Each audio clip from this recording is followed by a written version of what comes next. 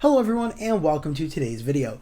Today I'm doing something that I think is a very interesting video and one I wanted to do as election day now is just a few days away.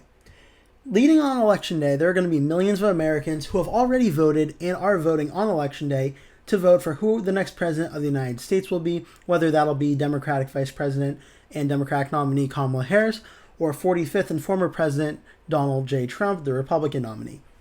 And I wanted to go over the 2024 electoral map and just explain how things work on this and how on election night on November 5th we'll be electing our president. So first things first, every single state based on the population of the state is assigned a number of electors based on the population of the state. So for instance, given the population of a state like California, they have 54 electors, whereas a state like Indiana has 11 electors. And these are when they all meet to vote.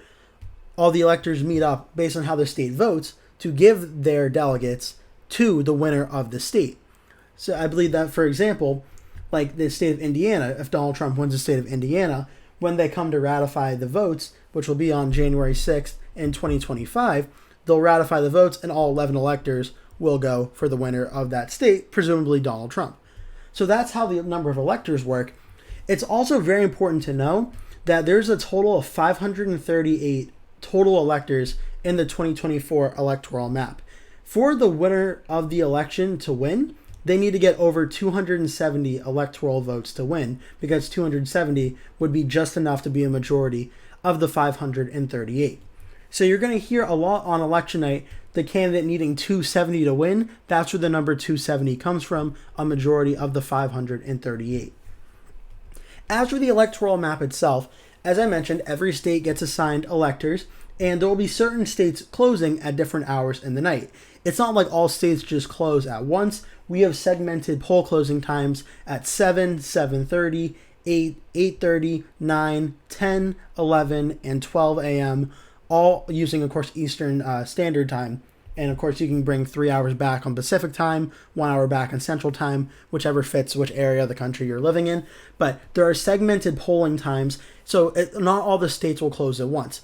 And in each poll closing time, there are different states that are very significant to the actual pathway to victory, because the truth of the 2024 electoral map is we pretty much know how about 40 to 42 states are going to vote before the polls even close. We have a very good idea how most of the states are going to vote.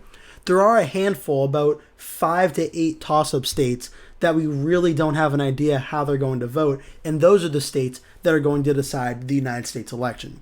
So just to give you an idea what I mean by this, I'm now just going to fill in the states that we know for sure are going to go for Kamala Harris, starting with Washington, Oregon, California, Hawaii, Colorado, New Mexico, and we're also going to do D.C., Rhode Island, Massachusetts, Maryland, Delaware, New Jersey, Connecticut, Vermont, Maine's 1st District, and the state of Illinois. We're also very confident that we know the state of Maine will be a most likely Democratic state.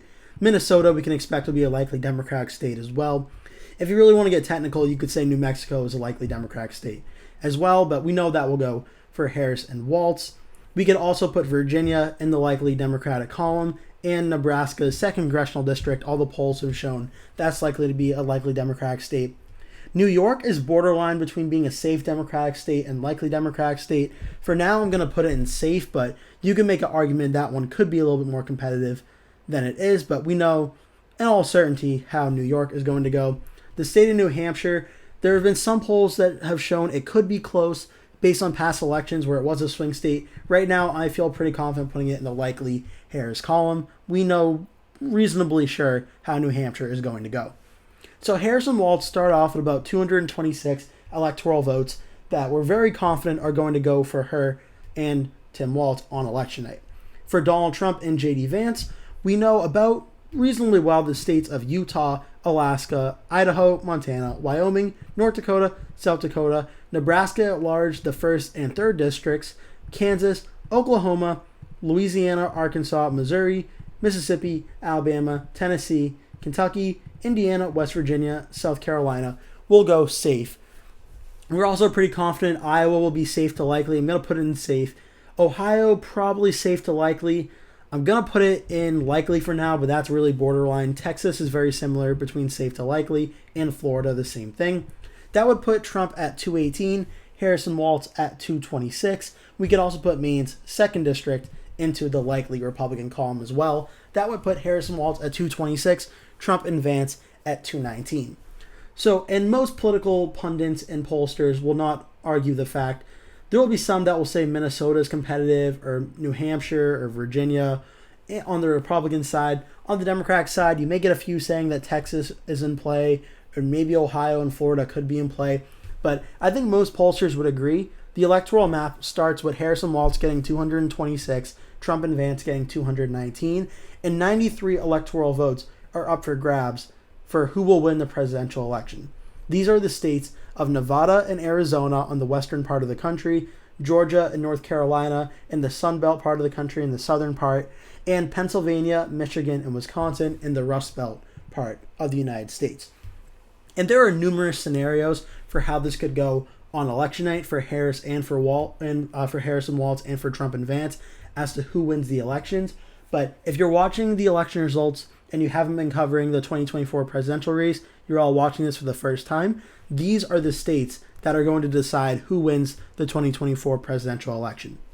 And based on the poll closings, we know Georgia closes its polls around 7 p.m. Eastern Time. North Carolina is about 7:30 p.m. Eastern Time. I believe Pennsylvania is 8 p.m. Michigan and Wisconsin, I believe, are 9 p.m. Nevada is 10 p.m. and Arizona is also 9 p.m. So we're probably not going to get a lot of calls on these ones too early in the night. I think reasonably we can't expect to get many of these poll closings at the earliest before 11 p.m. to midnight. I think it's the earliest we're going to start hearing about them. The first one we might hear of all these would probably be either Georgia or North Carolina, just given the fact they closed their polls first.